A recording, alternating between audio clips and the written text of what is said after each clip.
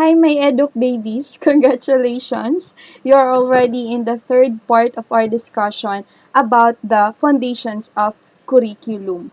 You already studied, I hope so, or watched the discussion that I gave to you about the philosophical foundations and psychological foundations of curriculum. At this time, we'll talk about the historical foundations of curriculum in the Philippines. Let's start our discussion with the question, why do we need to study history? Kailangan ba talaga yon? Kung sabi nila, pass is pass, kailangan kalimutan. But for us educators, it will not really apply yung mindset na yan, lalo na sa pag-aaral natin on how the curriculum in the Philippines started and was improved. Kasi we all know naman that we live in the present, di ba? And when we create curriculum, we are planning for the future. Parang sa pagtuturo lang yan sa lesson planning, di ba? Kaya may lesson planning. Kasi dapat pinaplano natin kung ano yung pwedeng mangyari inside the classroom or bago tayo na magturo. The same thing sa pag-design din ng curriculum, kailangan nating iplano yung future. But how are we going to understand kung saan papupunta or anong pinaka-best na curriculum? It's for us to understand first kung saan ba galing yung curriculum or paano ito nasimulan, and that you need an appreciation on how it started. And history is the most respected and valuable academic subjects that you as future educators need to learn. Kasi through history, we can learn how the past societies or yung mga different countries na or we have the Spanish regime, we have the pre-colonial period, alam mo yung ganun. Paano nag-start yung curriculum ng Pilipinas at ano yung ginawa ng gobyerno or yung mga cultures ng mga Filipino before. I hope that you will learn a lot, and for this type of discussion, sana makita niyo yung sarili mo in the near future kung paano ka mag-design ng curriculum. Here's the objective for this discussion or video. At the end of this video, pre-service teachers will be able to narrate the history of curriculum and can create their own timeline. Later on, I'll provide you the activity or the given template for you to record the timeline in the Philippine curriculum, yung history niya.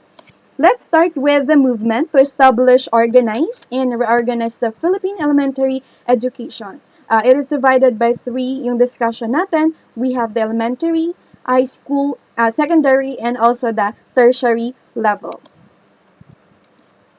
Pre-Spanish period. What happened during this time? So, hindi lang siya sa elementary, but for all the levels, the secondary and tertiary. There's no system of educations, hence no structured curriculum. Wala naman pala talagang formal na schooling before, kaya wala pang na-structure na curriculum. What happened during that time? The pre-Spanish period, may education bang nangyari? Of course, there's still an education or wala lang system, pero at least meron pa ring way on how they teach their children or paano natututo yung tamang asal yung mga bata. Kasi during pre-Spanish period, ang education was still decentralized.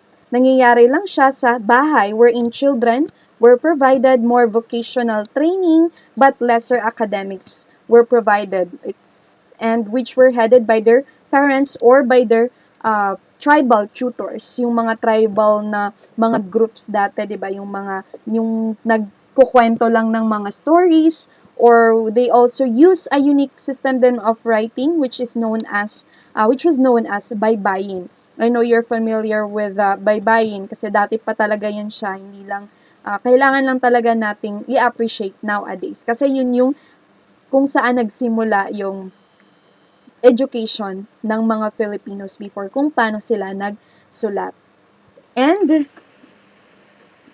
next, during the Spanish period, it started on the parochial school curriculum that consisted of Christian doctrine, church history, reading, writing, arithmetic, dramatics, Spanish and Latin languages, church services, singing, playing, and musical instruments, arts, and trades. Kung napapansin nyo, during the Spanish period talaga, ang education was religion-oriented.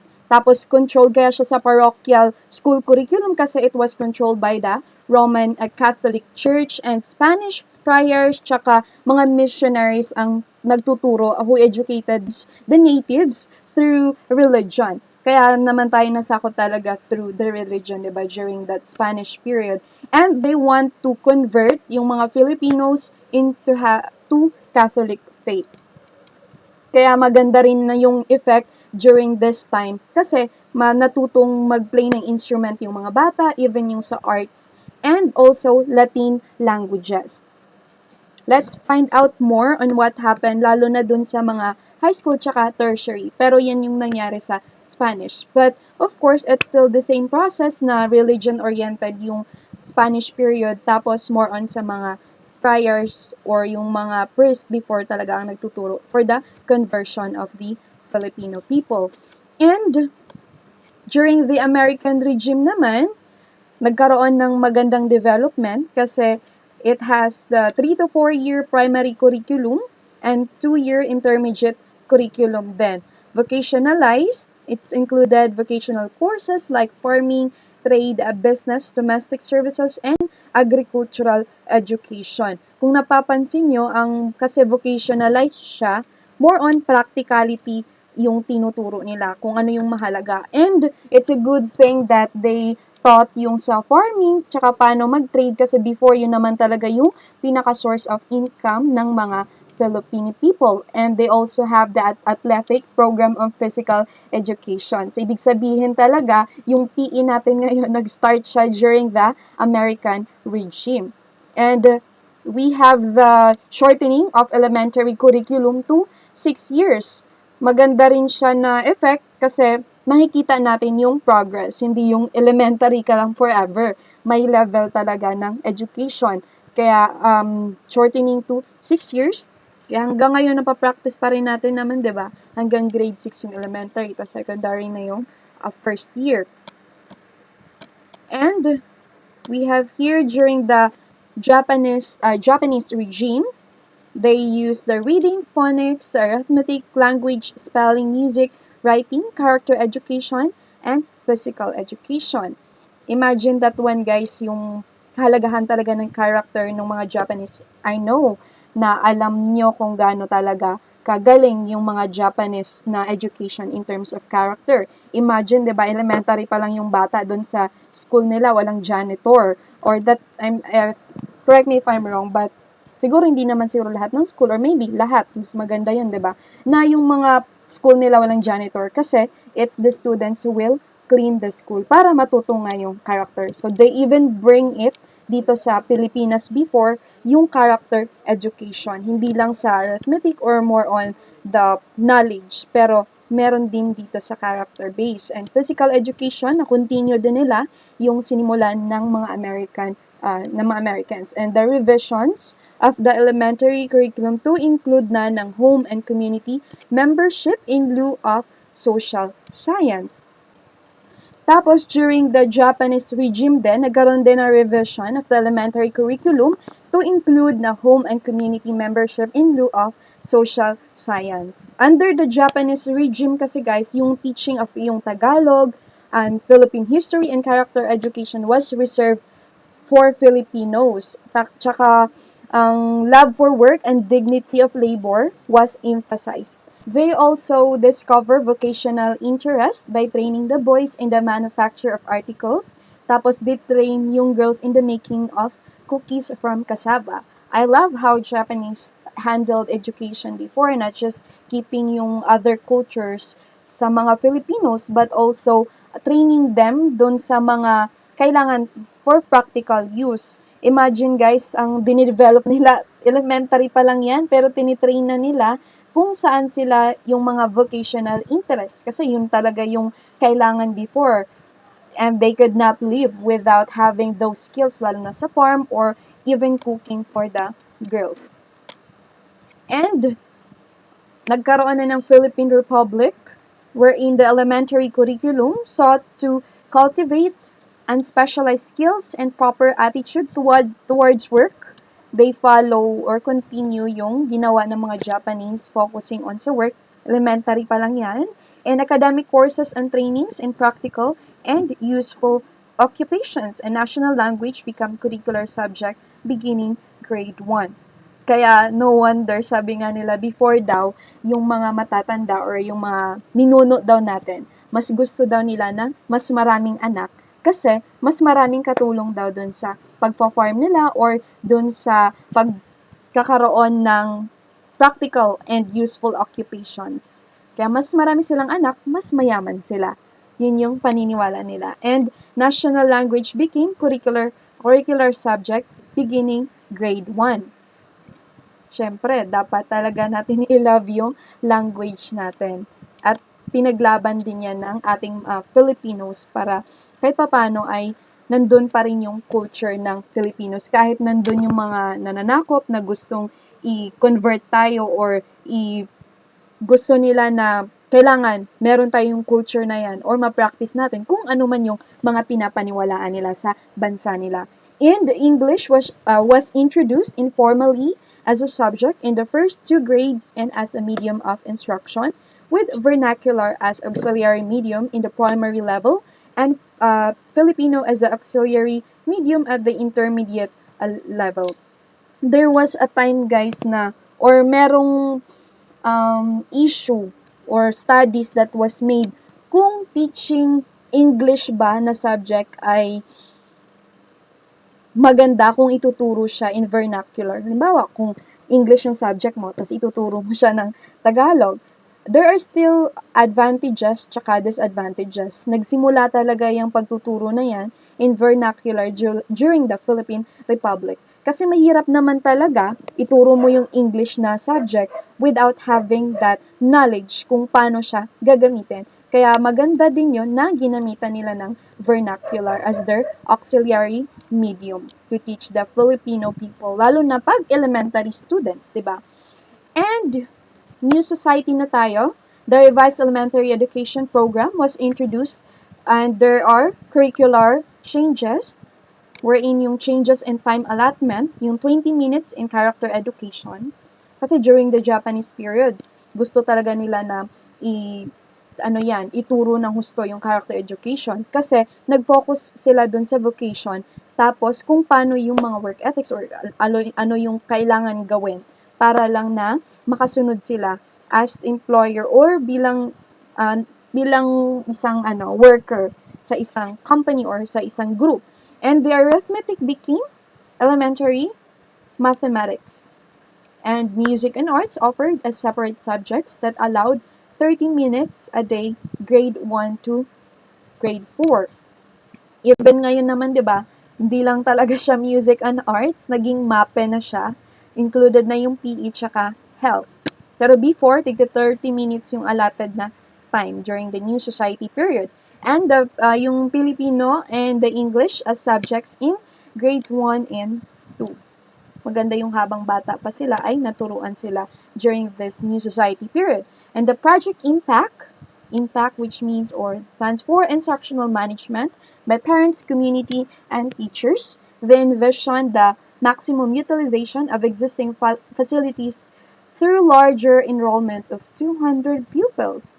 Dati, marami na yun sa kanila. And mas maganda talaga na pinalakihan nila yung mga facilities kaysa before kasi 'di ba nasa ilalim lang ng puno or kung saan-saan lang sila. But this time, at least, new society niyan, nagkaroon na ng pag-i-improve ng mga facilities to make the learning more conducive. And maganda dito kasi yung schooling is not just for the students. They also include yung parents, teachers, and the community.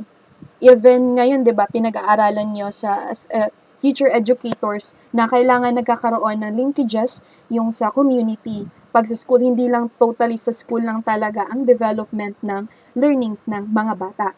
And nagkaroon din ng ISOSA in school of school approach wherein 80 pupils per class. Dami na nun. Ngayon nga, di ba, ang hirap ng 50 pupils per class. Ang sobrang dami na considering different attitudes tsaka ugali. Pero before kasi, di ba, madali lang siguro yan sa kanila.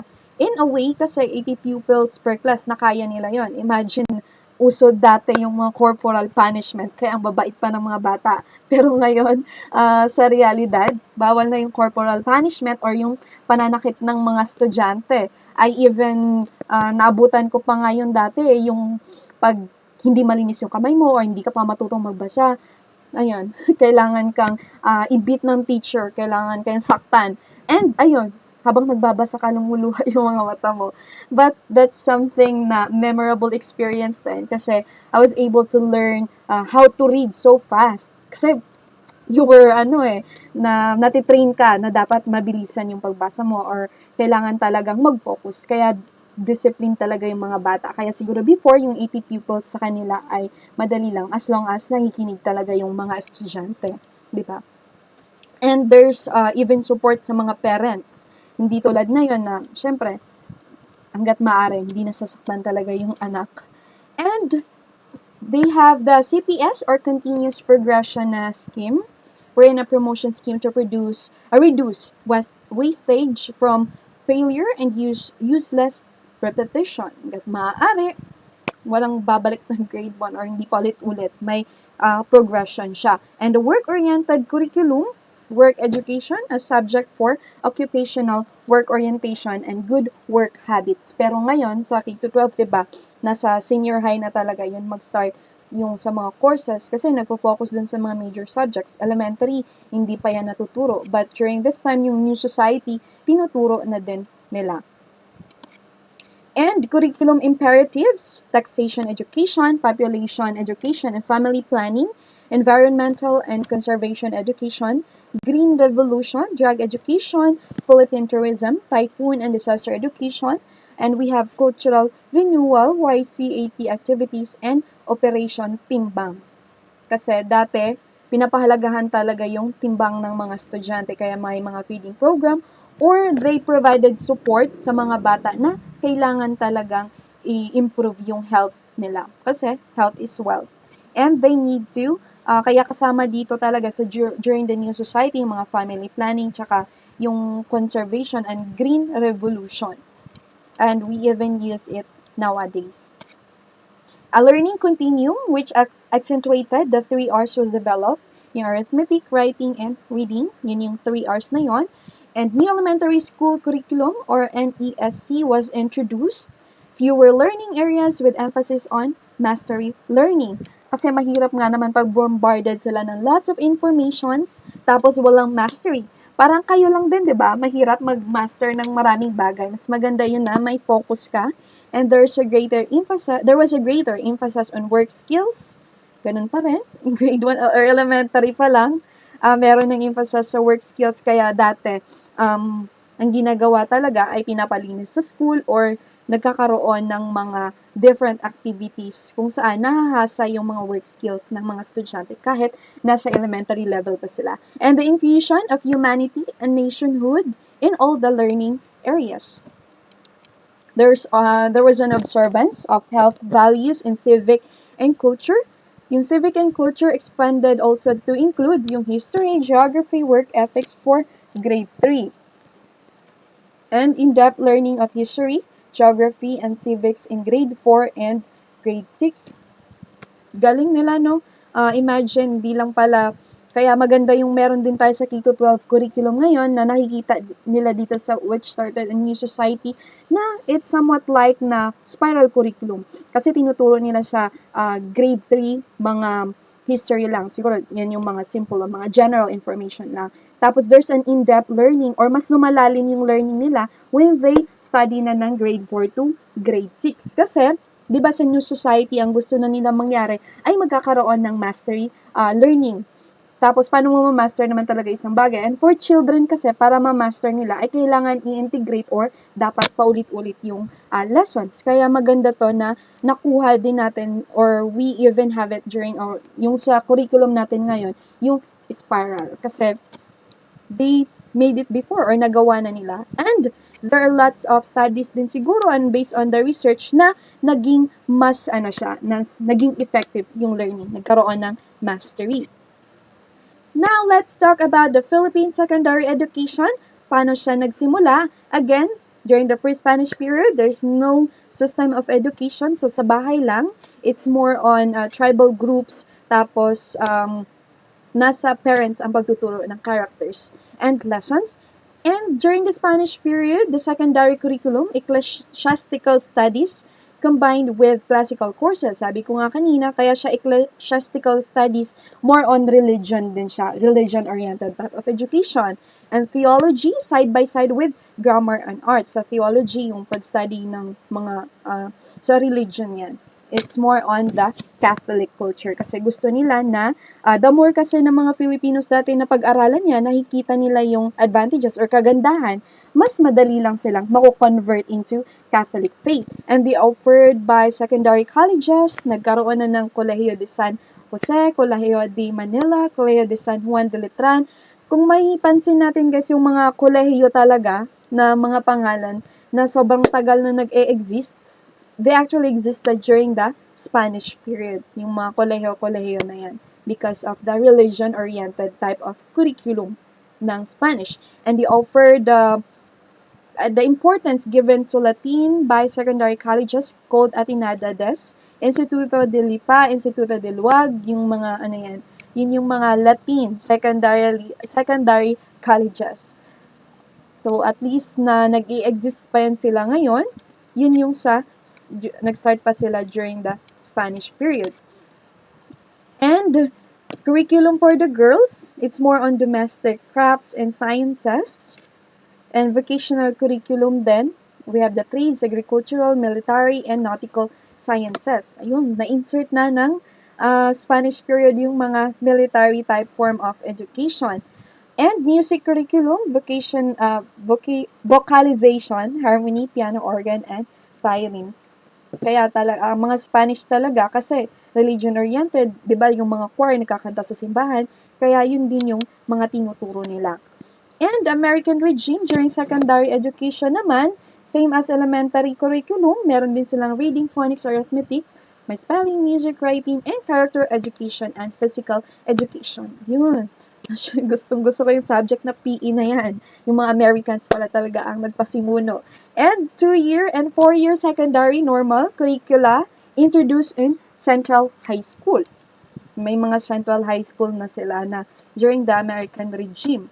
And the curriculum naman during Japanese regime, it's similar to pre-war. Yearly academic curriculum was replaced by the modified general curriculum that prepared students vocationally.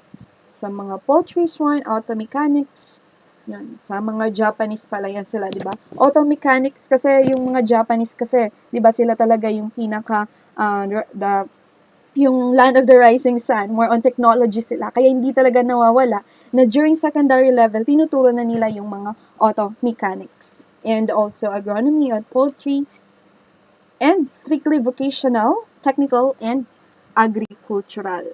Ayaw nila ng purely academic curriculum lang. Kaya kung napapansin naman natin, kahit ngayon, diba, ganun din talaga.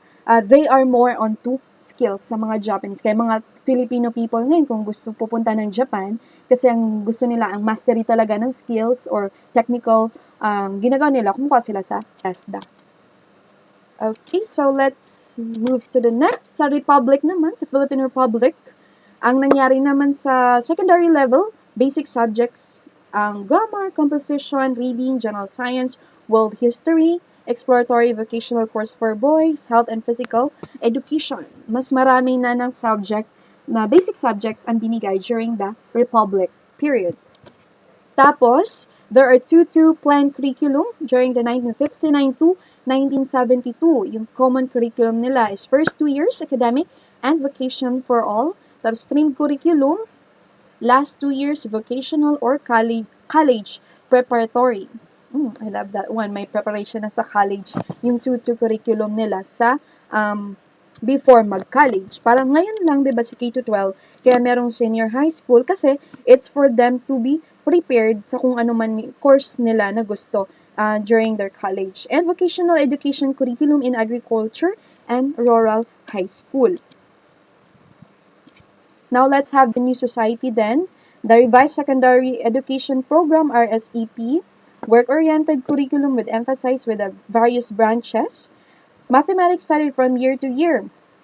Ganda na. Every year na merong mathematics, hindi lang sa specific na grade.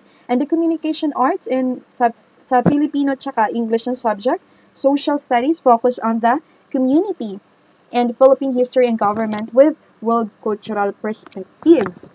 Nag-start pala yung pag-aaral ng Philippine history and government sa New Society sa secondary level dito sa Pilipinas. And we have the civic education consisting of youth development training, YDT, and citizens army training.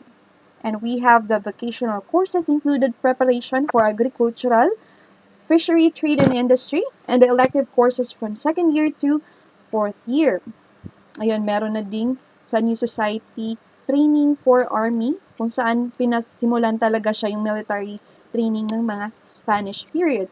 And the distance study systems provides learning at a distance. Wow! Dito pala nagsimula yung distance learning sa New Society, which is secondary level.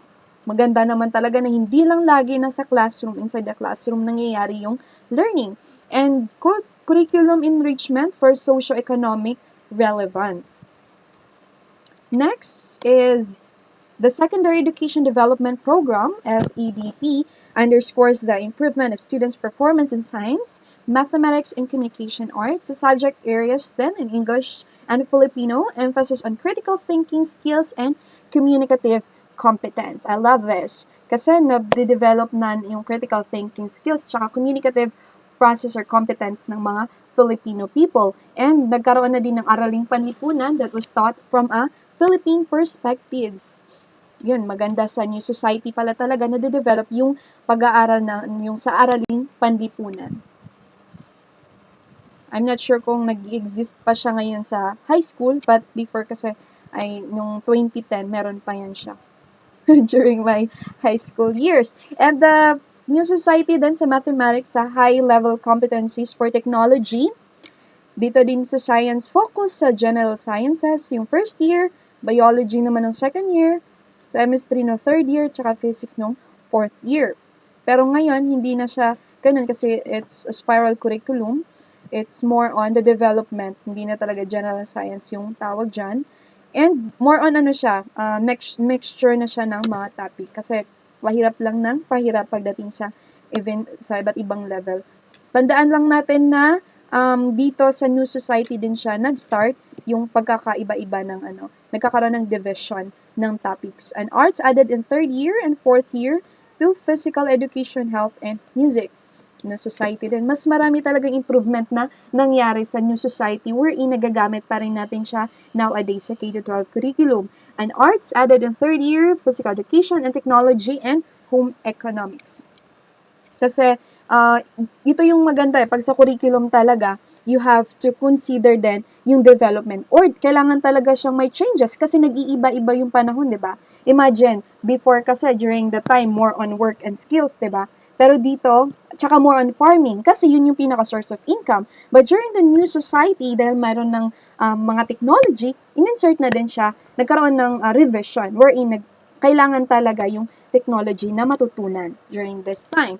And secondary education, nagkaroon din siyang development, yung English at Filipino, emphasis on critical thinking skills, araling panlipunan with Philippine history sa first year, Asian history. Kung napapansin nyo talaga, pag sa New Society, divided yung subjects, may iba-iba. Okay? And then values education, now a separate subject. Very good. And technology and home economics. So parang paulit-ulit lang siya. Basta tandaan lang natin, nag-start yung system of electives. First, dun sa during the New Society and New Secondary Education Curriculum. It's more on a student-centered and community-centered orientation. Very good. Kasi hindi lang siya sa kasi 'di ba yung Japanese, yung magaling talaga sila kasi during elementary years, yung mga bata tinitingnan nila kung ano ba talaga yung gusto nila. So dito, maganda na in-apply din ng New Society, nagkaroon ng student-centered wherein kino-consider nila yung interest, likes, tsaka yung mga skills ng mga estudyante. And then there are basic subjects with 40 minutes each. English, Filipino, may mga time na din sila. Okay? And we're done with this. And by the way, dito sa New Society, yung CAT program nagsimula, yung YDT, and special curriculum for the talented or gifted students in the field of aesthetics. Yan, nag-start yung Philippine High School for the Arts, mga Philippine Science High School, diba? That started during the New Society period. And lastly, let's talk about the movement to establish, organize, and reorganize the Philippine tertiary education. We have here during the pre-colonial era, the educators were the Babaylan and Catalonan. Ito yung sinabi ko na tribal form of education siya. And they were looked upon by the society because of their wisdom, knowledge, and spirituality, system of governing their own society. Kaya sila talaga yung may pinakamataas na rango or rank during this time. Sila yung pinakarespetadong tao. Ngayon kasi, di ba, mas mataas yung profession, mga doctors, mga lawyers. Pero before, during the pre-colonial era talaga, ang pinakamataas or pinakarespetadong tao talaga yung mga Babaylan, tsaka mga Katalunan. And kasi sila yung source ng wisdom, knowledge, tsaka spirituality. Tapos in Muslim communities naman, education was through Islam religion and no formal separate institution for education. Kasi wala pa talagang system ng curriculum. And during the Spanish period, Spanish missionaries aimed to control of the Filipinos, both body and soul. Kaya yung napaka-powerful na ginamit nila yung religion to convert other people and even changing others' way of thinking at saka yung mga beliefs nila. And the curriculum then consisted of 3 R's. We have the reading, the writing, and religion to attain yung goals were the acceptance of Catholicism and acceptance of Spanish rule. Now, the schools were parochial or convent schools. Diyan start talaga yung mga kumbento na yan. And universities were mainly for the male and affluent members of the society. And the main readings were the Catecismo, and the method of instruction was mainly individual memorization.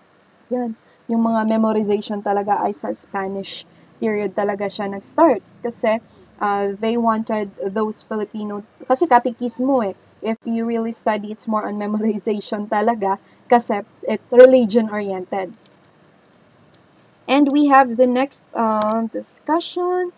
Yung sa American regime naman, ano yung nangyari during dito sa college? The motive of the Americans was to conquer the Filipinos not only physically but also mentally. Pag dito sa Spanish, ang gusto nila is yung body and the soul. Pag sa Americans naman, physically and mentally. The curriculum was based on the ideals and traditions of America and her hierarchy of values. No wonder kung mentalidad naman talaga ang gusto nilang i-change, they will gusto nila na ma-practice ng mga Filipinos yung mga values nila and even their traditions. That's how they change our mentality. And we have the primary curriculum that was prescribed for the Filipinos consisted of 3 grades which provides training in 2 aspects. We have yung body training, the physical education, mental training, English, nature, study, and arithmetic. Yun, may pa-mental training pa yung mga Americans. And the Commonwealth era naman, the 1935 to 1946, they considered as a period of expansion and reform in the Philippine curriculum. The educational leaders expanded the curriculum by introducing forest and farming and domestic sciences, and etc. And the Japanese regime, here we go, they devised a curriculum for the Filipinos to suit their vested interest. Ayan, very good yung mga Japanese dyan. They are student-centered talaga sila. And they introduced many changes in the curriculum by including yung Nipongo and abolishing English as the medium of instruction and as a subject. Siyempre, di ba, kung ang mga Americans nga ay tinuruan tayo on to change the mentality, not just physically, but mentally. Ganon din yun sa mga Japanese. They wanted to share kung ano man yung mga practices nila and even teaching yung Nipongo na subject and abolishing English as the medium of instruction. Kasi ibig sabihin nun, syempre yung mga Japanese before, galit yan sila sa Americans, diba? Kaya ang ginawa nila, they don't want yung, kailangan i-abolish yung English as the medium of instruction. Kailangan Nipongo. Syempre, love your own, diba? And we have all textbooks were censored and revised. So may mga paniniwala na nakakasira doon sa kung ano may mga beliefs tsaka cultures ng mga Japanese before, and they hated English. Kaya dapat hindi English yung medium of instruction na gagamitin. Kaya i-revise yun. Tapos mga censored, kung saan, kasi di ba before, may maraming nakikipaglaban talaga, kaya censored na dapat sa government, even sa mga news or mga nababalita, na bawal masiraan yung mga Japanese people. Kaya censored talaga, and it caused a blackout in the Philippine education and impeded the educational progress of the Filipinos. And liberation period naman, that was on the year 1945, steps were taken to improve the curriculum existing before the war. Some steps taken were to restore the grade 7, to abolish the double single session, and most especially to adopt the modern trends in education taken from the US. Kaya ang liberation period naman talaga isa yung tumulong yung mga Americans. Kaya hanggang ngayon, marami tayong mga practices o cultures na galing sa kanila. Kaya even dito sa we even adapt yung mga modern trends in education. Kaya no wonder yung K-12 talaga ay isa din sa mga reason not just to become globally competitive, but it was also practiced before. And the curriculum remained basically the same as before and was still subject-centered. Yan, subject-centered na yung during liberation. Wala na yung pagiging student-centered. And the Philippine Republic, the great experiments in the community school and the use of vernacular as a medium of instruction were some of them. Hindi na yung sa Japanese kasi, ituturo talaga is Nihongo, or sa Americans is English. But during the Philippine Republic, na-insert na nila yung use vernacular as a medium of instruction. And the great experiments in the community, nga sabi ko, they use it, yung vernacular na yung medium of instruction. And its experiment worth mentioning that led to a change in the Philippine educational philosophy was that of school and community collaboration na pioneered ni Jose V. Aguilar. Siya talaga nagpasimuno during the Philippine Republic. And schools are increasingly using instructional materials that are Philippine-oriented. Ano pa ba, diba? Kasi Philippine Republic were free. Why are we going to still follow yung mga Japanese regime or other kung sino man yung mga bansa na sumakop sa atin, di ba? We have the freedom to use our instructional materials that's Philippine-oriented. Kasi bakit natin pag-aaralan yung mga bagay na hindi naman talaga natin magagamit? So it should be more on the Philippine-oriented dun sa during the Philippine Republic time, ha? But nowadays kasi, if you want to be globally competitive as a student or as a teacher, you really need to study the different types of instructional materials, hindi lang Philippine-oriented. Okay? And the Philippine Republic, the Memorandum Number 30 of 1966, sets the order of priority. Purchase of books for use in schools were as follows. Books which contributes to Philippine literature, books in character education, other library materials, and library equipment, and permanent features. No wonder, mamahalin talaga pag sa Philippine literature. And we have the list of laws, acts, and decrees as legal basis of Philippine education. I will try to discuss this list of laws to you, everyone, kasi during this time talaga natin siya ma-explain ng maayos kung para saan yung mga batas na yan. And I even have my other discussions naman for each of these topics. Kaya sana mapanood nyo din.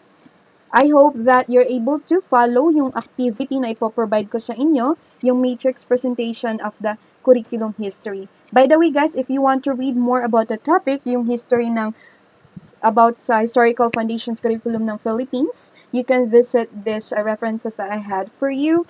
And I hope that you learned something. I really miss you guys. I hope that if you have some questions or if you wanted to add some ideas, you can comment or you can share it on our group messenger, okay? Sa group chat natin. Thank you so much, guys. I hope you're all doing fine and you're able to follow our discussion. Bye-bye!